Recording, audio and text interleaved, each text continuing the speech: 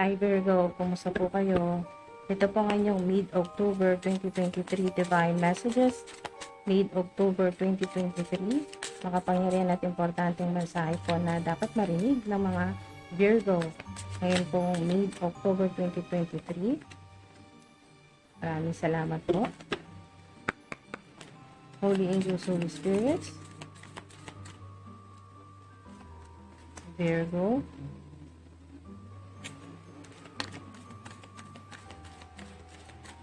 Significant sa ilan ng purple o madalas nyo pong makita yung purple o sign din po ito na maaari pong paborito nyo pong magsuot ng purple o accessories o amethyst din po nakita ko dito, amethyst na crystal o kaya po sa ilan naman po ay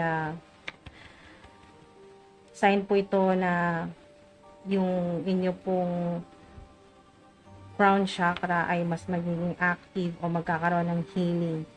Ngayon po, mas marami po kayong marireceive, matatanggap na spiritual downloads o mga mensahe po, divine messages. Ngayon po, mid-October.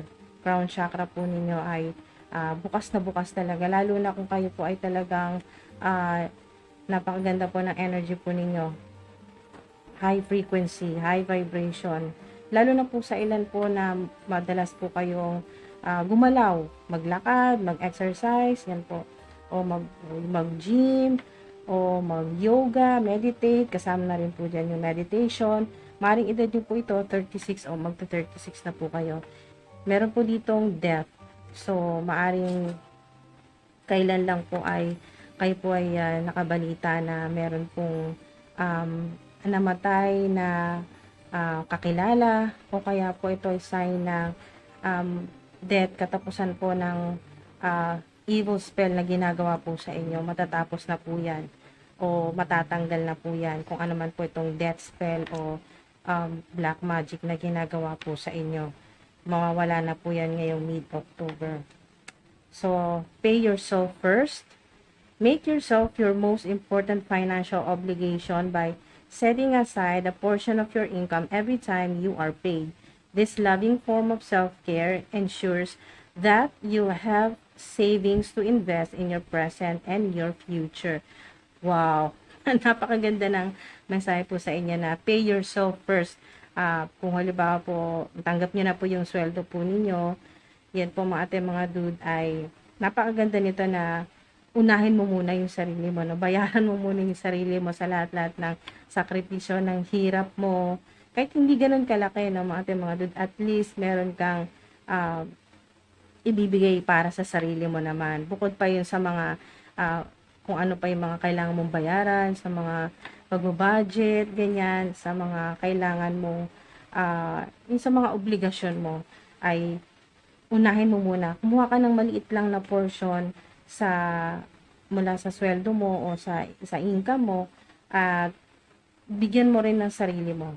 Obligasyon mo rin niya sa sarili mo. Ayan ay parte ng self-care nga talaga. Wow.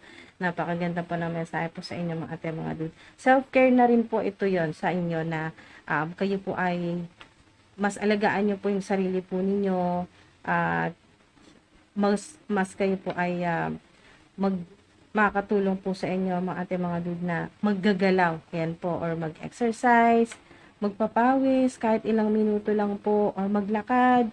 Ganyan po mga ate mga dude na yung kahit hindi naman po sobrang layo, at least ay makapaglakad ka or makapagpaaraw ka, ganyan po mga dude. So, kung meron man pong gumagawa sa inyo ng ganito, no, death spell o evil spell, kung may gumagawa man sa inyo niyan, kung meron pong gumagawa sa inyo ng death spell o banishing spell,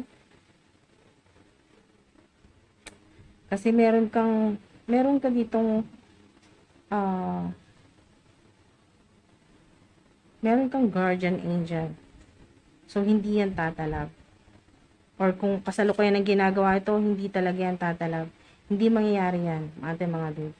Huwag kang matakot. Hindi yan mangyayari. Yung death spell na ginagawa sa'yo. Dahil may nakabantay sa'yo na angel. Guardian angel. O maaaring ikaw ito, earth angel ka, kaya hindi talaga tatalab sa'yo yan. Grabe. confirmation na isa kang earth angel. Light worker po ang ilan po sa inyo. Kayo po ay, kasi ang ganda ng aura po ninyo, ang ganda ng vibration ng energy po ninyo. Nagliliwanag lahat ng chakra, nasa tamang alignment, ang ganda. Napakagaan ng pakiramdam po ninyo ngayon pong mid-October, lalo na kung kayo po ay mag-meditate, yan po, mag-exercise, o mag-stretching, at least mag-stretching po kayo, ganyan po ating mga kahit ilang minuto. Okay, so isarado po natin ang inyo pong reading. Mensahe po mula kay Jesus Christ. Come unto me, all you that labor and are heavy laden, and I will give you rest. Matthew 11:28. So, come unto me, all you that labor and are heavy laden, and I will give you rest. Ating mga dude, maaring yung ginagawa po sa inyo ng enemies or ng haters po ninyo na gusto kanyang mamatay or magpakamatay, yan po, ay ginagawan kanya ng mind tricks, mind games na para isipin mo na yung tapusin na yung buhay mo kasi paulit-ulit lang yung problema, walang nangyayari, mas lalo ka lang naghihirapan. So, gusto ng enemies, ng haters mo na sumuko ka na. Pero ang sinasabi dito ni Jesus Christ, ng Panginoong Jesus, as above so below, come unto me, all you that labor and are heavy laden, and I will give you rest.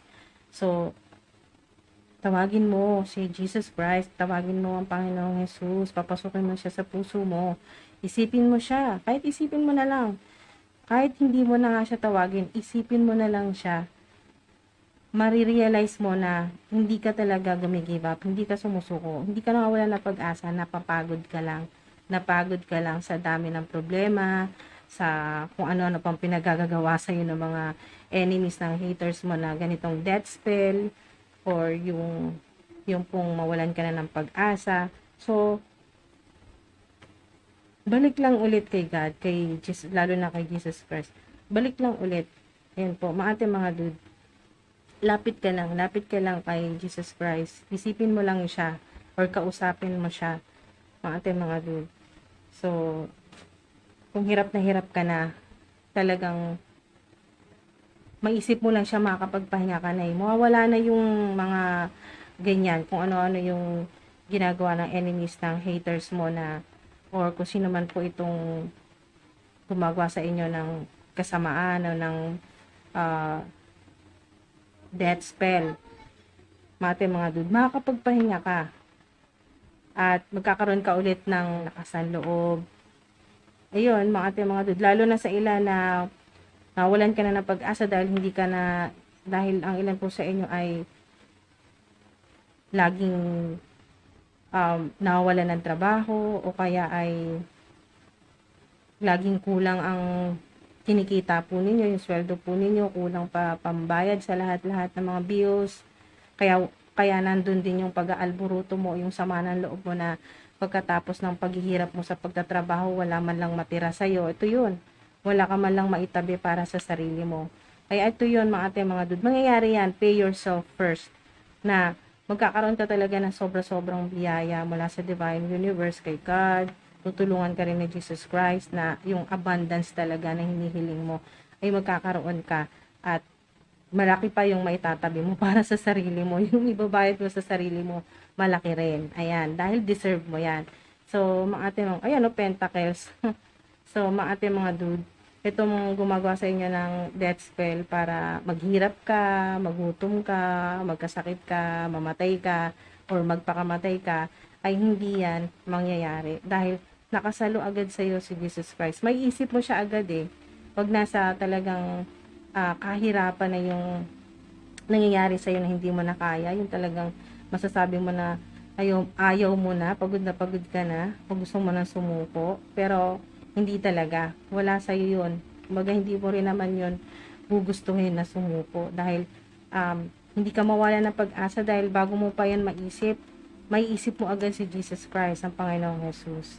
Kaya matatauhan ka agad na, oh, hindi ka sumusuko, pagod ka lang dahil nga sunod-sunod o sabay-sabay ang problema. Matitindi ang mga problema na parang hindi mo na kinakaya. Pero totoo, kaya mo. Wow, talagang makakapagpahinga. Ngayon, mid-October ay mas makakapagpahinga o advice din po ito sa inyo na maglaan ng kahit papano oras na makapagpahinga ka. Yan po, mga dude. Maaring yung physical po ninyong katawan, yung isip po ninyo ay talagang pagod sa dami po ng trabaho po ninyo o hirap ng trabaho. So, yun po mga dude. Maraming salamat po. Ingat po kayo palagi. Love and light and peace.